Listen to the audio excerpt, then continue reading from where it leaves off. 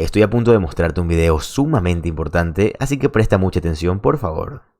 First of all, the Democrat Party has been reduced to essentially a social media stunt at this point. That's the only way they can get any attention. It's not through legislation, it's not through ideas or policy, it's through stunts, whether it's getting arrested at a press conference or outside of an ICE facility or skipping work to go to Illinois. But it doesn't change the facts on the ground. There was a bill in 2021 that all the Democrats supported that would have had a national ban on redistricting in this way, and all the Republicans opposed it. Mientras figuras como J.D. Vance se dirigen hacia Indiana para impulsar que la gente siga apoyando a los republicanos, por supuesto mintiendo y hablando pestes de los demócratas, nota al margen únicamente para refrescar la memoria. ¿Qué partido político presentó un proyecto de ley en el 2021 para prohibir la manipulación de distritos a nivel nacional? Ah, cierto, ¿verdad? Los demócratas. ¿Y qué partido votó en contra? Obviamente los republicanos, ¿verdad? Adivina quién está aquí ahora mismo.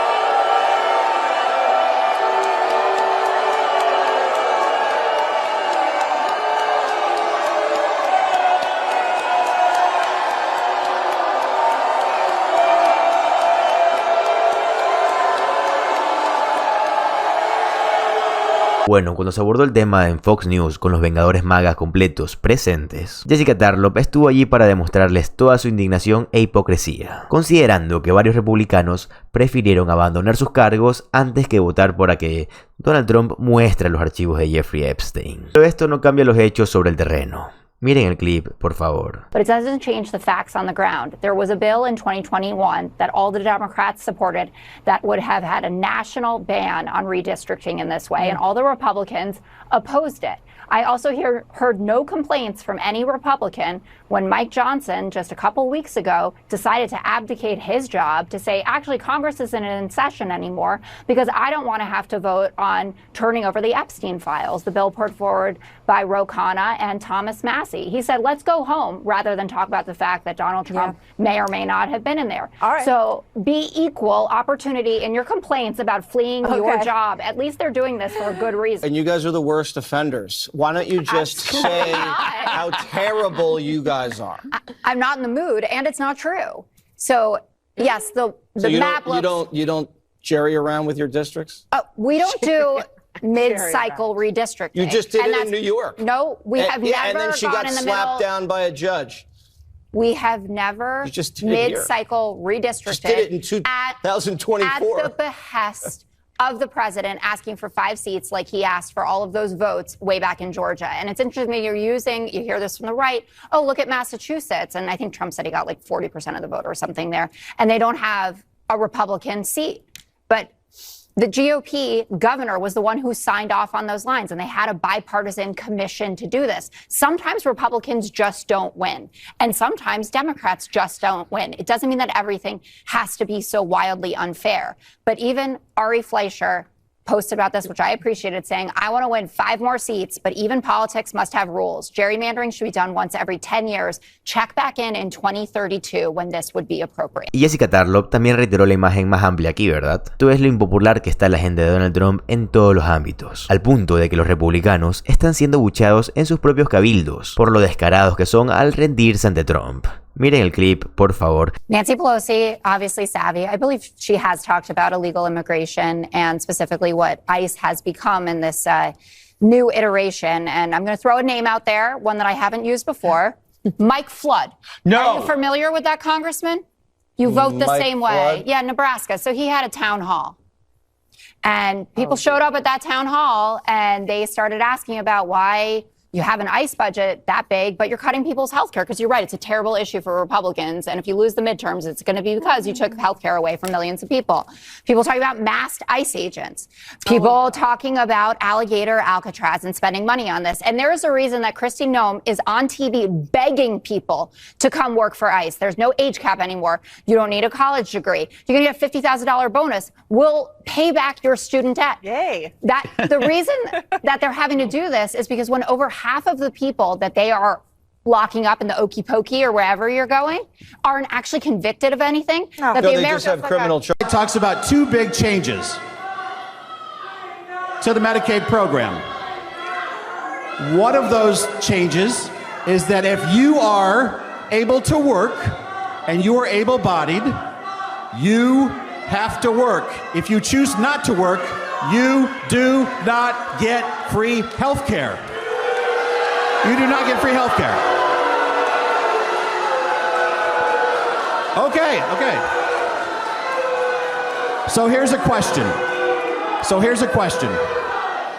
Do you think that people who are 28 years old that can work and refuse to work should get free health care? I don't think that a majority of Nebraskans agree with you. Tomemos el reciente cabildo en Nebraska, donde el representante Mike Float abrió el micrófono a una oleada de abucheos y concluyó su evento con cánticos de sáquenlo con su voto. Se enfrentó a preguntas sobre Epstein, se enfrentó a preguntas sobre el ICE, se enfrentó incluso a preguntas sobre recortes del Medicaid. ¿Y qué creen? Todas estas respuestas dejaron insatisfechas a las personas. Y esto es un recordatorio de lo bajo que está en el nivel de encuestas Donald Trump, o sea, la aprobación del público hacia Donald Trump. Miren el clip, por favor. My question is fiscal. With 450 million FEMA dollars being reallocated to open Alligator Alcatraz and 600 million taxpayer FEMA dollars being used to now open more concentration camps and ICE burning through $8.4 million a day to illegally detain people, how much does it cost for fascism? How much do the taxpayers have to pay for a fascist country?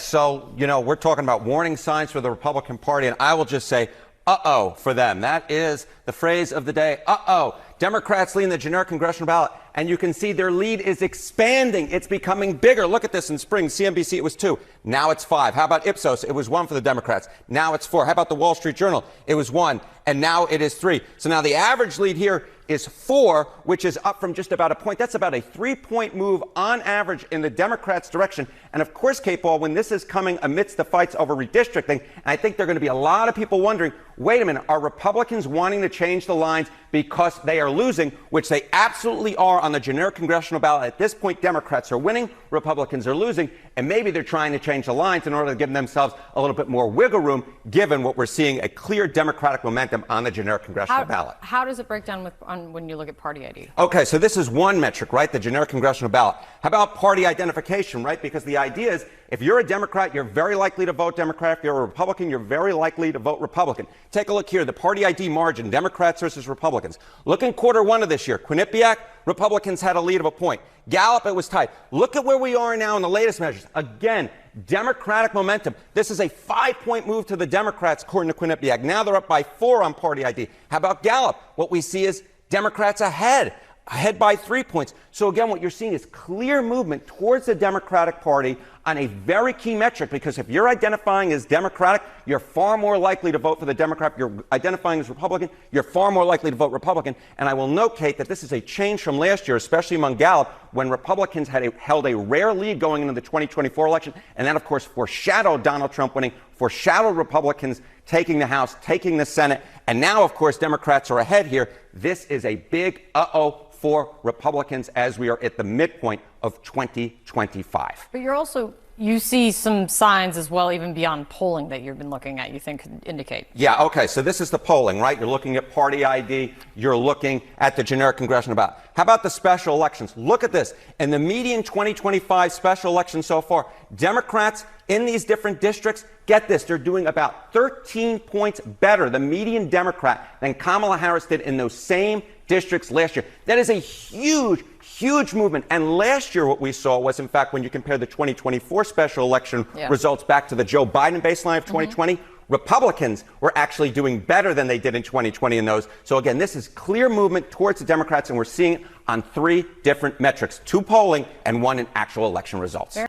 Y cuando esto se menciona en Fox, los coanfitriones de Jessica Tarlop simplemente no saben qué decir. Today, in the richest country in the history of the world, 60% of our people are living paycheck to paycheck. Anybody here living paycheck to paycheck? All right. So you all know what that is about. What it's about is that you wake up in the morning and you're saying, am I going to be able to pay the rent at the end of the month? Am I going to be able to buy the decent quality food my kid needs? And what happens if somebody in the family gets sick and I have a large deductible? How am I going to pay that? I can't go to the doctor. My mom's sick. She can't afford prescription drugs. What am I going to do? And right now, throughout this country, there are millions of people living with massive amounts of stress. And do you know what happens when you live with stress? That's right. Now here is a fact. I think many of you may know that pathetically, despite all of the money we spend on healthcare in this country, we have a lower life expectancy than other wealthy countries. You all know that? About 4 years younger. But what you don't know is that working class Americans are living 6 years shorter lives than the wealthy. A number of years ago, I did a hearing in the Senate. We had a bunch of doctors up there. And what they were talking about is what's called diseases of despair. You know what that is? And that is that when people live under constant stress, when every single day is a battle for survival, things happen to their minds, things happen to their bodies. They get sicker, physically sicker, mentally as well. And the end result of that is a lot of people in this country die because they're trying to escape life, and they're turning to drugs, they're turning to booze, they're turning to cigarettes, whatever. But the bottom line is that in the richest country in the history of this world, millions of our people are struggling just to survive and are experiencing enormous stress. Now, what our job is to profoundly take on the ideology of the corporate world and the oligarchs.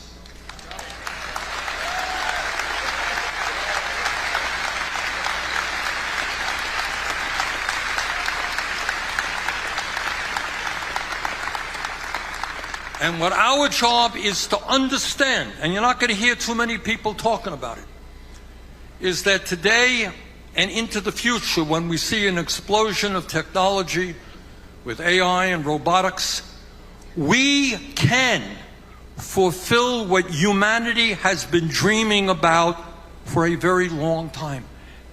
We can, in fact, provide a good quality standard of living for every man, woman, and child on this country.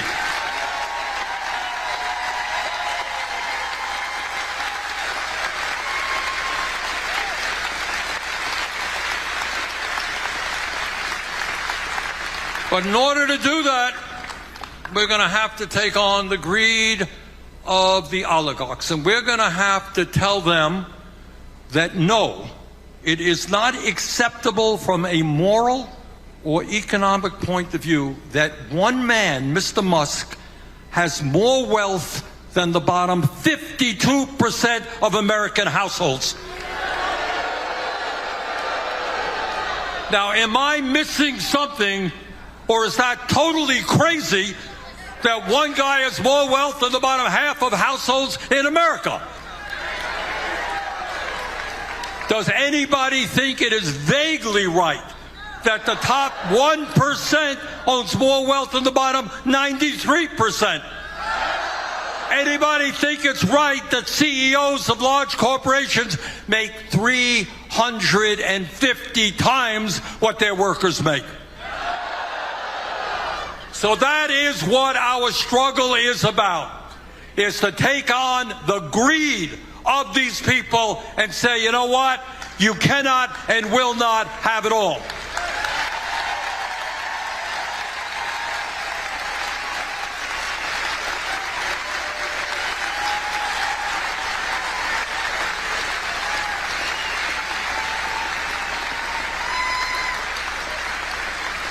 But their greed is not only, you know, and sometimes I stop and I think about it. I mean, how much money does anybody need? I mean, really, everybody wants to have money. No great secret about that. But the idea that these guys are prepared to support legislation which takes food away from hungry kids, throws people off of health care, cuts housing, in order what? To give them a massive tax break that they don't need. They have enough money, these guys, to support their family for the next 1,000 years. They don't need any more. But it's not just what's going on in America today is not just massive amounts and unprecedented amounts of income and wealth inequality. That's bad enough. But what these guys are also doing is moving very rapidly to control our political system. The worst decision, I think, or at least one of them, made by the U.S. Supreme Court, and they made a lot of bad decisions, but certainly one of them was this disastrous Citizens United Supreme Court decision. And the result of that decision is that right now, billionaires have spent many, many hundreds of millions of dollars in both political parties to support their candidates. Now, I have an idea. I want you to hear me here. Any one of you who wants to kick in a mere $270 million to a presidential candidate, you know what? Hey, you can end up having the most important position in government. Only $270 million. But that's not just Musk helping to elect Trump. One of the reasons, in my view, that Kamala Harris lost this election is she had too many billionaires telling her not to speak up for the working class of this country.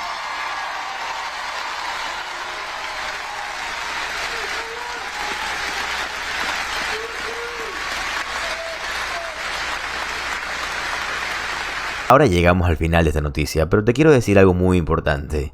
Estados Unidos está en una era de cambios. Cambios políticos, cambios económicos, cambio incluso de países que apoyan, que ya no los quieren apoyar, y países que antes estaban un poco en contra, que ahora están a favor. Por ejemplo, Rusia. Rusia y Estados Unidos siempre han tenido una relación distante, pero Donald Trump se ha encargado de estar más cercano a Rusia, pero alejarse de Canadá, México, ciertos países.